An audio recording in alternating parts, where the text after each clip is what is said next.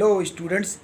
So this is a video on chapter source of finance, right? Class 12th business studies source of finance. इसमें हम लोग basically discuss करेंगे हमारे पास कितने सोर्स ऑफ फंड्स हैं, long term, short term, borrowed capital, owners capital और internal source of fund, external source of fund. छोटा सा डिस्कशन करेंगे। चैप्टर बहुत इंपॉर्टेंट है, both for the theory point of view and for the practical point of view. So let's start the video.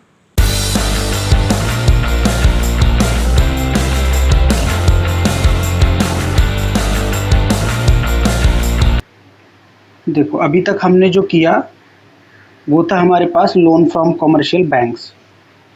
अब हमारे पास शुरू हो गया लोन फ्रॉम फाइनेंशियल इंस्टीट्यूशंस। ऐसा नहीं है पैसे सिर्फ पब्लिक को बैंक ही देते हैं, कुछ अदर फाइनेंशियल इंस्टीट्यूशंस भी हैं जो लोगों को पैसे देते हैं, कमर्शियल कॉर्पोरेट को पैसे देते हैं। हाँ, उनकी टर्म्स एंड कंडीशन कुछ अलग होती है, वो बैंक नहीं है लेकिन बैंक के तरीके से ही काम करते हैं।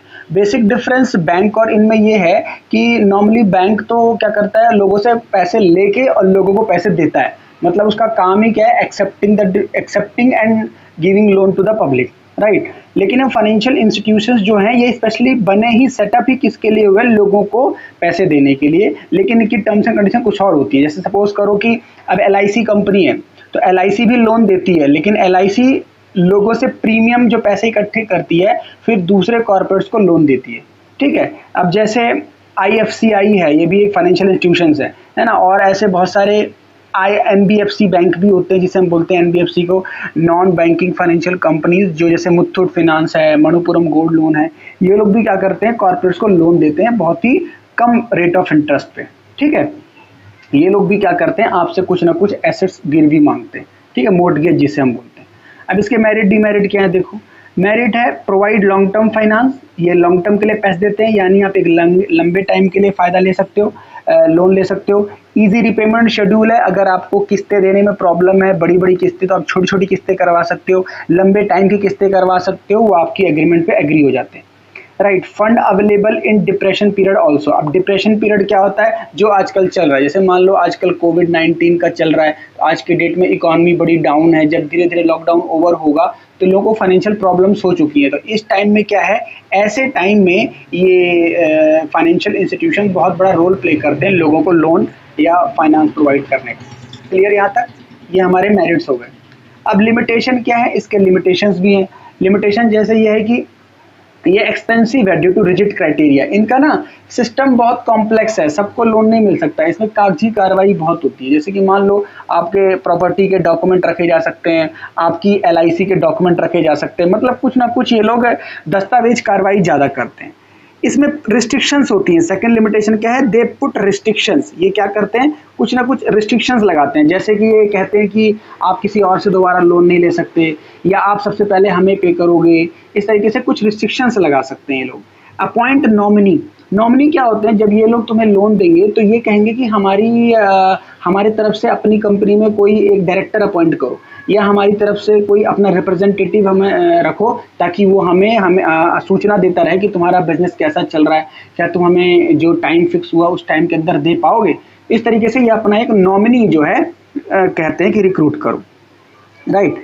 अब ये इसमें एक और पॉइंट है, आस्क फॉर सिक्योरिटी। सिक्योरिटी वही होगा जो मैंने आपको कहा कि आपके बिल्डिंग के डॉक्यूमेंट ले लेंगे, गाड़ी के दस्तावेज ले लेंगे, यानी कुछ ना कुछ सिक्योरिटी इनको चाहिए ताकि इनको ये रहे कि इनके पैसे डूबेंगे नहीं, ठीक है। अब अगर कुछ मान लो एग्जाम्पल की बात करें तो इसको डिटेल से तो नहीं पढ़ना, लेकिन एग्जाम्पल अगर पढ़ें तो जैसे IFCI, इसकी फुल फॉर्म है industrial finance corporation of India, ये एक फाइनेंशियल इंस्टीट्यूशंस है। SFC स्टेट फाइनेंशियल कॉर्पोरेशन, ये एक फाइनेंशियल इंस्टीट्यूशंस है। ICICI industrial credit and investment corporation of India, ठीक है। IDBI industrial development of India, life insurance corporation of India, LIC। ये लोग फाइनेंशियल इंस्टीट्यूशंस हैं जो कॉर्पोरेट्स को, बिजनेसमैन को क्या करते हैं बताओ, लोन प्रोवाइड करते हैं। क्लियर? ये हमारा क्या हो गया, लोन फ्रॉम फाइनेंशियल इंस्टीट्यूशंस। अब हमारे पास नेक्स्ट क्या है, ट्रेड क्रेडिट। ट्रेड क्रेडिट का मतलब क्या है, देखो मीनिंग में क्या लिखा हुआ है, trade credit is credit extended by one trade to another for purpose of goods and service. अब ट्रेड क्रेडिट का मतलब क्या होता है, उधार। उधार का मतलब क्या, जैसे मान लो आपको मुझे पैसे देने, तो और मैं आपको बोलता हूँ चलो आप आज ना देके 3 दिन बाद दे दो, 4 दिन बाद दे दो, तो ये भी ट्रेड क्रेडिट ही कहलाता है। मतलब क्रेडिट, मैंने आपको उधारी का पैसा डेफर करवा दिया, ठीक है, यानी आपको तुरंत पैसे नहीं देने पड़े, आपको वो पैसे बाद में दे करके, तो आप कुछ दिनों के लिए अपना खर्चे के लिए वो पैसे बचा सकते हो, कहीं और लगा सकते हो, राइट। तो ट्रेड क्रेडिट क्या हो गया? Trade credit is a credit extended by one trade to another for purpose of goods and service. यानी एक पार्टी ने जिसको पैसे मिलने थे दूसरी पार्टी को बोल दिया चलो तुम आगे पेमेंट कर देना, इसे बोलते हैं ट्रेड क्रेडिट। क्रेडिट मतलब आपको एक्सटेंड करवा दिया मैंने, अभी पैसे मत दो, ठीक है। अब इसके मेरिट्स क्या हैं? No need of immediate payment, मतलब आपको तुरंत पैसे नहीं देने पड़े, आपका फायदा हो गया। कन्वीनियंस एंड कंटिन्यूअस है, ये सुविधाजनक है और कंटिन्यूअस है, लोग एक दूसरे से ट्रेड क्रेडिट पे व्यापार करते हैं। आजकल तो वैसे भी कोई नगद में ट्रांजैक्शन नहीं करता, हमेशा कुछ ना कुछ टाइम बाद ही पेमेंट करता है।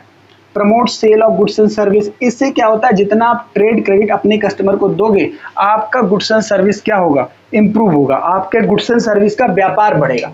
बात समझ में आ रही है? लोग आपसे ज्यादा जुड़ेंगे कि भाई ये जो शॉपकीपर है ये थोड़ा हमें टाइम दे देता है, तुरंत पैसे नहीं मांगता।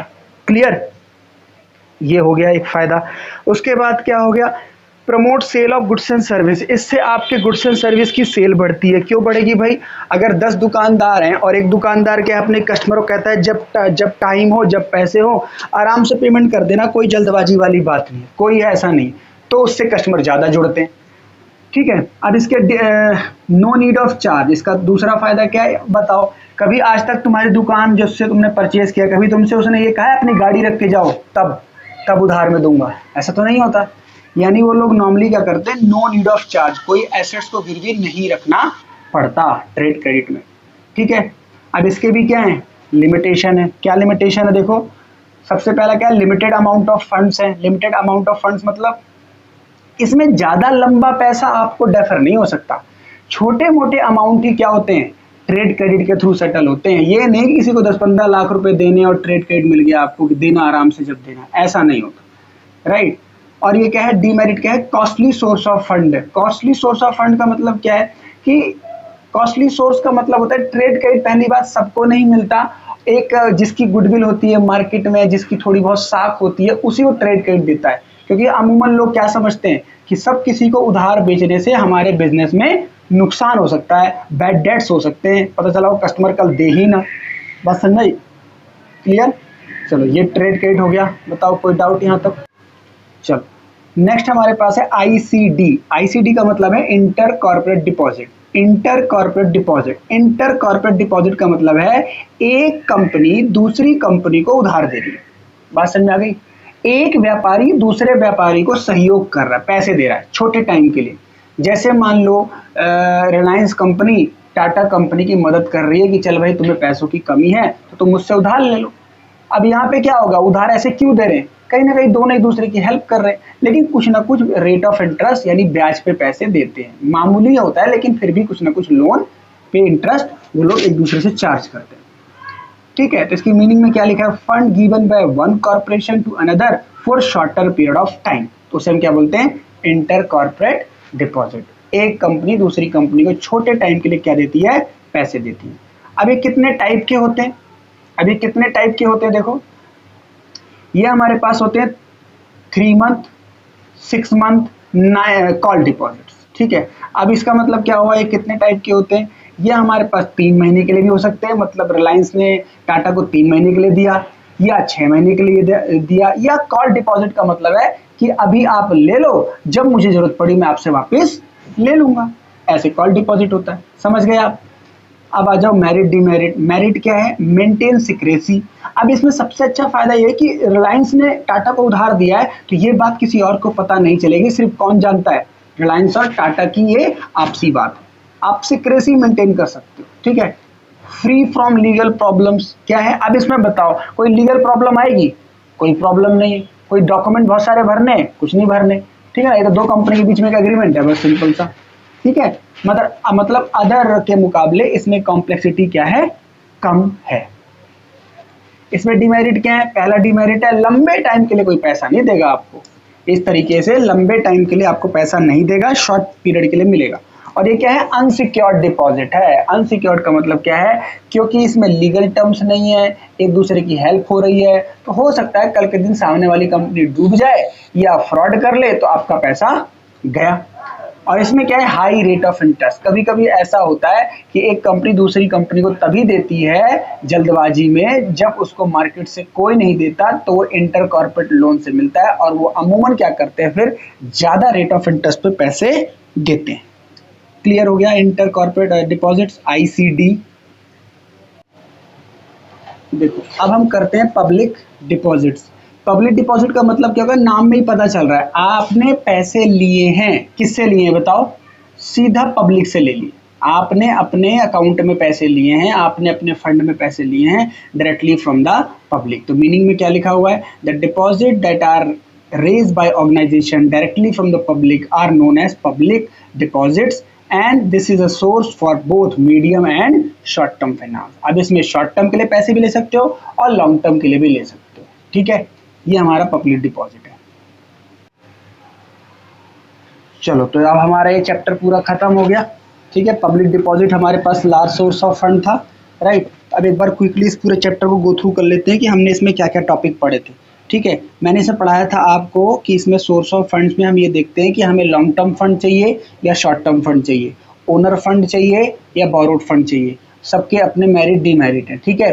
ओनर फंड की बात करें तो पैसा कहाँ कहाँ से ले सकते हो बताओ, इक्विटी शेयर से हो गया, प्रेफरेंस शेयर से हो गया, रिटेन अर्निंग से हो गया, है ना। बोरोड कैपिटल का क्या क्या एग्जांपल है, डिवेंचर हो गया, बॉन्ड्स हो गया, और जो लोन आप कंपनी से लेते हो, लोन आप, बाकी सारे सोर्स क्या हैं, बाकी सारे क्या हैं, बोरोड फंड्स हैं, ठीक है। अगर मैं बात करूं सोर्स ऑफ जनरेशन के बेसिस पे तो इंटरनल सोर्स या एक्सटर्नल सोर्स होते हैं, ठीक है। पीरियड के बेसिस पे बात करूं तो या तो लॉन्ग टर्म या शॉर्ट टर्म होते हैं, क्लियर। फिर मैंने एक डिफरेंस पढ़ाया था आपको, ओनर्स फंड और बोरोड फंड में डिफरेंस, ठीक है ना।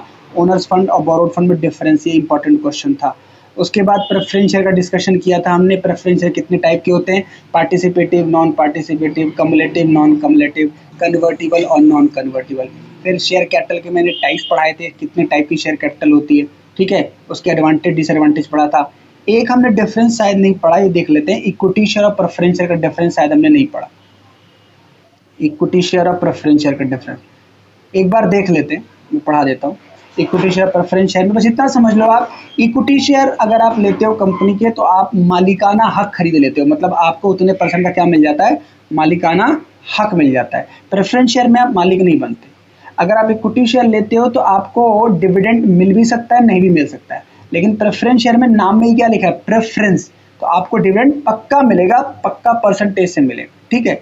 इक्विटी शेयर में अगर आप लेते हो तो आप कंपनी में वोटिंग राइट भी कर सकते हो, आपको वोटिंग का अधिकार है। प्रेफरेंस शेयर में कभी आपको वोटिंग राइट नहीं मिल सकता, ठीक है। अगर कंपनी बंद होगी, अगर कंपनी क्या होगी, बंद, तो सबसे पहले किसको मिलते हैं पैसे, प्रेफरेंस शेयर को, फिर मिलते हैं किसको, इक्विटी शेयर वालों को, ठीक है।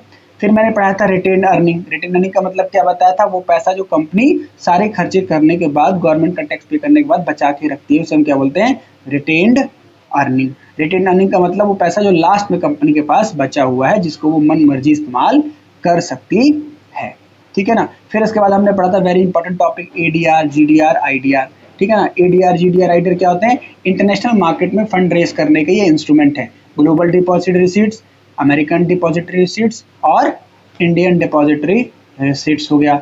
डिवेंचर एंड बॉन्ड्स पढ़े थे, यहाँ से हमारे क्या शुरू हो गए थे बताओ, बोरोड फंड शुरू हो गए थे। डिवेंचर एंड बॉन्ड हमने पढ़ा था।